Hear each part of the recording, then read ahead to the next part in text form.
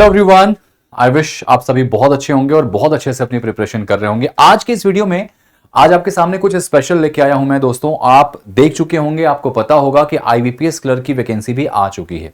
आप में से मैक्सिमम बच्चों ने वैकेंसी देख ली होगी, मन में एक दिमाग में चल भी रहा होगा कि यार ये वैकेंसी तो बहुत ज्यादा है, 10,277 है और अभी भी इसमें काउंटिंग जारी है। मतलब कह सकते हैं कि यहाँ पे नंबर ऑफ वैकेंसीज और बढ़ेंगी।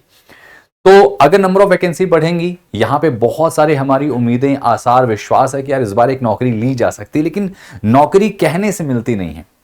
और जिस एग्जाम के बारे में आप बात कर रहे हैं, ये है क्लर्कियल लेवल का एग्जाम। बैंक में एक ऐसी जॉब जहां पे आप रह के अपनी जिंदगी को जी सकते हैं, अपनी जिंदगी को एंजॉय कर सकते हैं। अब आप कहोगे कैसे? क्योंकि क्लर्क की एकमात्र ऐसी जॉब होती है दोस्तों जहां पे आपको 10 बजे ऑफिस जाना है, शाम को 4 तक आपको कस्टमर्स को डील करना होता है, उसके बाद 1 घंटे ऑफिशियल काम होते हैं। तो कुल मिला जुला के आप 5 बजे फ्री हो जाते हैं। और इस जॉब की यही खास बात होती है कि 5 बजे के बाद आपकी अपनी पर्सनल लाइफ बिल्कुल एंजॉय कर सकते हैं। आप किसी एग्जाम की प्रिपरेशन कर रहे हैं तो आप टाइम दे सकते हैं, आप अपना पर्सनल स्पेस एंजॉय करना चाहते हैं वो कर सकते हैं। मतलब जिंदगी आसान होती है, आपको बहुत ज्यादा यहाँ पे तामझाम नहीं रहता है। तो एक ऐसी नौकरी जो 10 से 5 की, जो आप ड्रीम जॉब चाहते हैं, वो यहाँ पे आपको मिल जाएगी। और इसमें खास बात ये भी है कि इंटरव्यू होता नहीं है, सिर्फ प्रीलिम्स मेंस देना है और आपका डॉक्यूमेंट वेरिफिकेशन और छोटा सा एक लैंग्वेज प्रोफिशिएंसी टेस्ट होता है, जिसमें आपकी भाषा के बारे में डिस्कशन होता है कि आपको लोकल लैंग्वेज आती है कि नहीं।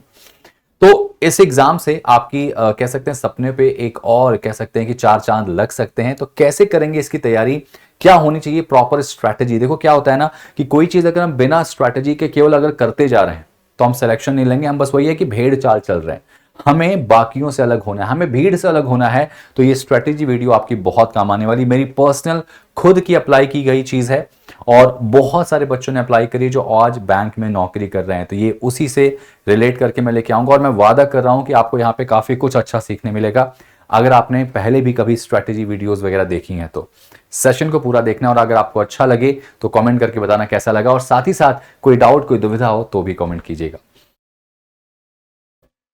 अरे एग्जाम की बात करूंगा तो मुझे आपको ये सब नहीं बताने वाला हूं क्या है, कैसे वैकेंसी है। सबको पता है कि यहाँ प्री होता है, मेंस होता है। प्रीलिम्स में आपकी मैथ्स आती है, इंग्लिश आती है और रीजनिंग आती है। 30-35 का टारगेट होता है, यानी 100 नंबर का आपका पेपर होगा, 60 नंबर का पेपर होगा, 20-20 मिनट का सेक्शनल टाइम होगा। ये सबको पता है।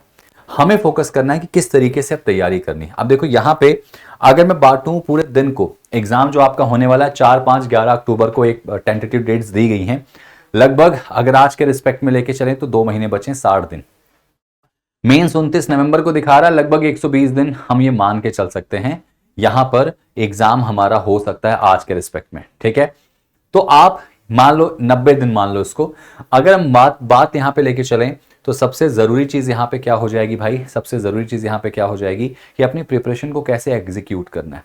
लगभग 120 दिन के आसपास हमारा मेंस बचा हुआ है और लगभग 60 दिन का हमारा प्रीलिम्स बचा हुआ है। क्या इतने दिनों में हम ये एग्जाम क्रैक कर सकते हैं? इसका सिंपल सा जवाब है हाँ। बैंकिंग एकमात्र इंडस्ट्री ऐसी है, एक ऐसा ऑर्गेनाइजेशन है जहां पे आप 60 दिन में भी आप एग्जाम प्रिपरेशन कर सकते हैं। लेकिन एक तरीका होना चाहिए, एक पैटर्न होना चाहिए कि किस तरीके से आप इस एग्जाम के लिए अपने आप को तैयार कर रहे हैं। मैंने कुछ आपके लिए टारगेट बना रखा है। कैसा टारगेट है भाई? मेरा टारगेट आपके लिए पूरा 120 दिन का है। क्योंकि अगर कोई बच्चा बैंकिंग में प्रीलिम्स की तैयारी कर रहा है तो उसका सिलेक्शन नहीं होता, कभी होगा ही नहीं। वो बहुत समय लग सकता है उसको, तब जाके जब उसको रियलिटी समझ में आएगी तब शायद वो ऑन द वे बिल्कुल सही तरीके से आएगा, तब जाके उसकी तैयारी हो सकती है। बट अगर मैं बात करूं, जो बच्चा सिर्फ प्रीलिम्स की तैयारी कर रहा है तो उसका सिलेक्शन मुश्किल है। आपको यहाँ पे एक स्मार्ट वर्क करना पड़ेगा। तो शांतनु सर आपको स्मार्ट वर्क बताने जा रहे हैं दोस्तों, वीडियो को पूरा देखिएगा।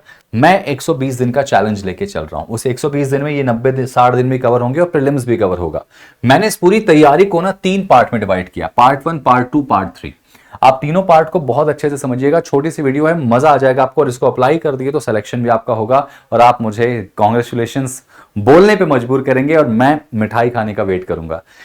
पार्ट 1 जो कि 30 दिन का आप टारगेट करेंगे, 30 डेज, अब से लेके 30 दिन आप बिल्कुल अपने आप को तैयार रखेंगे। 30 डेज क्या करना है हमको?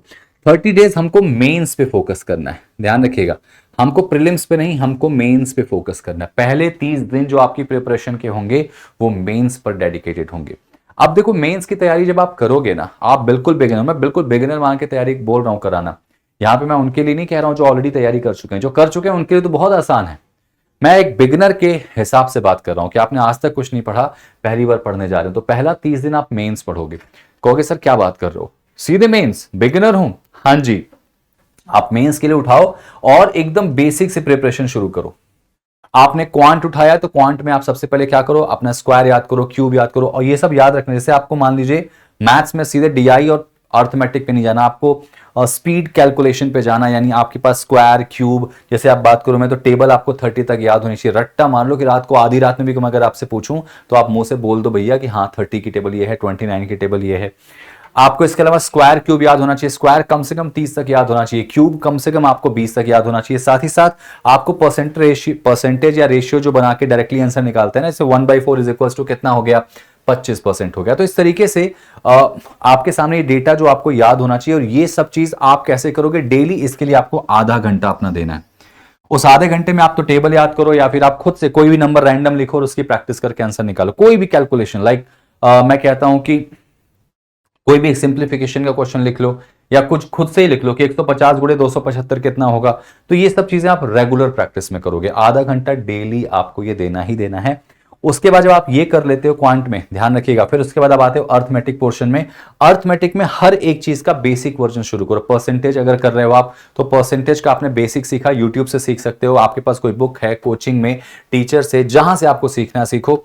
अगर आपने उसका सीख लिया तो उसके बाद अगर कोई बुक प्रेफर करते हो तो अच्छी बात है, अदरवाइज गूगल से आप उस पर्टिकुलर टॉपिक का लगभग 30 से 40 क्वेश्चन ट्राई करेंगे। ये रूटीन बना लीजिए, अर्थमेटिक वहां से क्लियर होगा। और जैसे मान लीजिए आपने परसेंटेज से रिलेट करके कोई अच्छा टॉपिक खत्म कर लिया, या मैं कह रहा हूं कि प्रॉफिट एंड लॉस से टॉपिक खत्म कर लिया, तो उसके बाद आपको प्रॉफिट एंड लॉस की डीआई लगानी, आपको प्रॉफिट एंड लॉस की डीआई लगानी। सब कुछ अवेलेबल है, आज इंटरनेट का जमाना है, आप गूगल पे सर्च करेंगे, यूट्यूब पे सर्च करेंगे, सब मिल जाएगा। Profit and loss weight DI डालेंगे आप यूट्यूब पे, कोई ना कोई वीडियो मिल जाएगी। समझ में आई बात?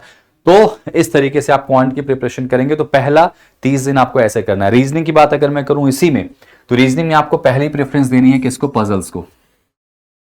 शुरू कीजिए सिटिंग अरेंजमेंट का पोर्शन। सबसे पहले आप बेसिक लेवल पे सिटिंग अरेंजमेंट पढ़िए। आप मेरा बैच भी लेके पढ़ सकते हैं पजल का, वहां भी मैंने बेसिक से पढ़ा रखा है। यूट्यूब पे क्लासेस कराता हूं, वहां डेली प्रैक्टिस कराता हूं। भाई ये टॉपिक सबसे इंपॉर्टेंट है क्योंकि इससे सबसे ज्यादा नंबर आने वाले। तो पजल्स को आप रूटीन में रखेंगे, डेली 4 से 5 पजल आप ट्राई करेंगे। शुरुआत बेसिक से करिए और हर बार धीरे धीरे लेवल बढ़ाते बढ़ाते मेंस तक का लेवल ट्राई करना है आपको। और ये आप मान के चलना है कि डेली 4 से 5 पजल आपको लगानी है, पहले प्रीलिम्स फिर मेंस। उसके बाद आप देखेंगे धीरे धीरे आपको इंप्रूवमेंट होगा। इसके मेरा स्पेशल बैच भी है, आप इस बैच के थ्रू भी मेरे से पढ़ सकते हैं, वहां पे मैं इसको कराता हूं। ठीक है, कुछ मिसलेनियस टॉपिक है, मैं मेंस की बात कर रहा हूं, I am not talking about prelims. Mains की बात करो, मिसलेनियस टॉपिक अगर बात करें मेंस की, तो ये सारे टॉपिक हैं जिसमें blood relation, direction distance, coding decoding, inequality, syllogism, ये टॉपिक तो आपको आने चाहिए। इनका पहले बेसिक पढ़ो, फिर इनका थोड़ा हाई लेवल पढ़ो। बेसिक पढ़ो फिर हाई लेवल पढ़ो। ये पार्ट 1 है। पार्ट 2 की बात करेंगे मेंस में। देखो ये प्रीलिम्स में भी आपके आ जाएंगे, तो आप इनडायरेक्टली प्रीलिम्स की भी तैयारी कर रहे हो बेटा, ध्यान रखना।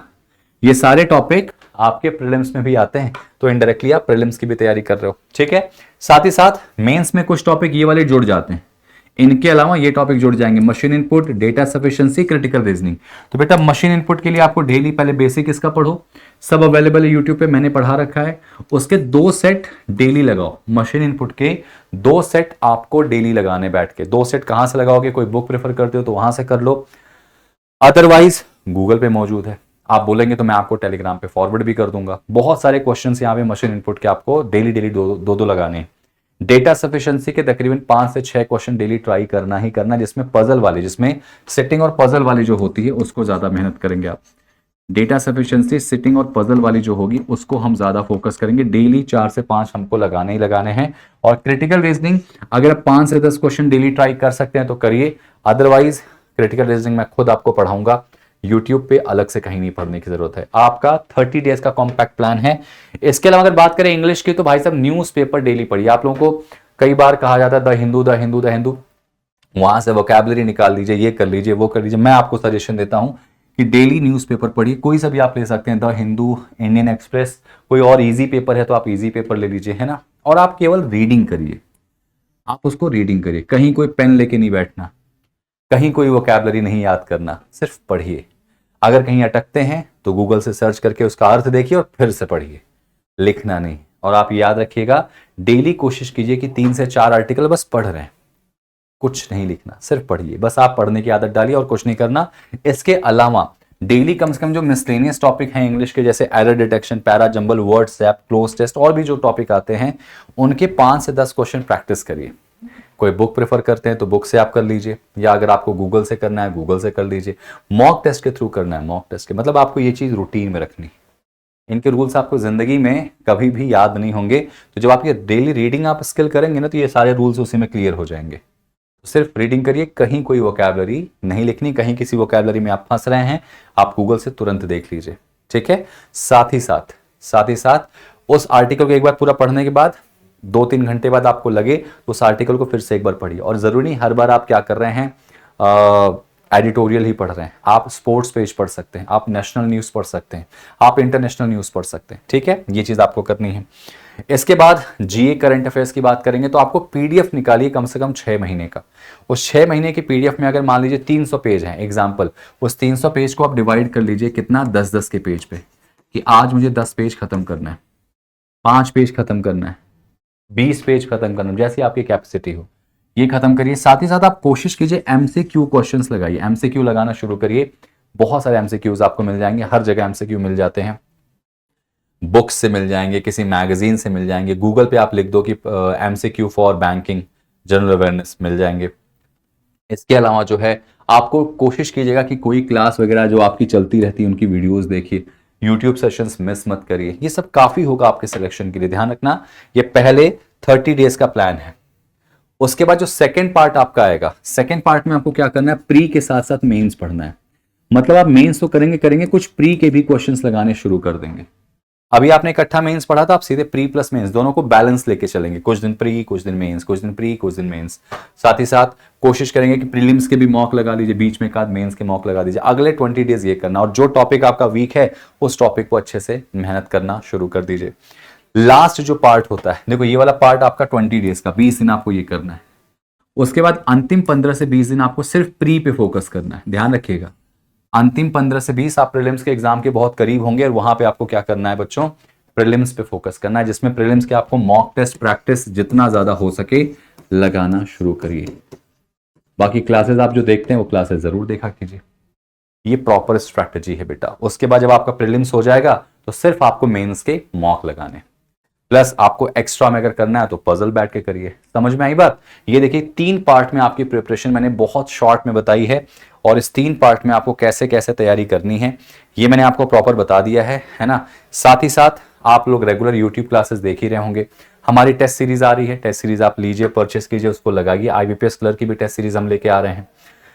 साथ ही साथ अगर हम बात करें तो आप लोगों की क्लासेस जो हम लोग कराते हैं वो क्लासेस मिस मत करिए। सब कुछ आप एक प्लान के तहत करेंगे। देखो याद रखना, ये जो मैंने आपको 3 पार्ट में डिवाइड करा है, इस 3 पार्ट में शुरुआत मेन से होगा, फिर प्री प्लस मेंस बैलेंस करके चलेंगे, और लास्ट में सिर्फ प्रीलिम्स एग्जाम के आसपास।